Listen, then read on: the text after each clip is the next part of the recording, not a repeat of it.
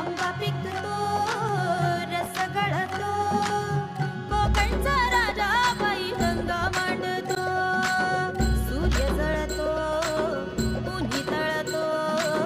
तरी कसा मोहरून फुली फाळतो शिवाराचा जीव कसा परिमळतो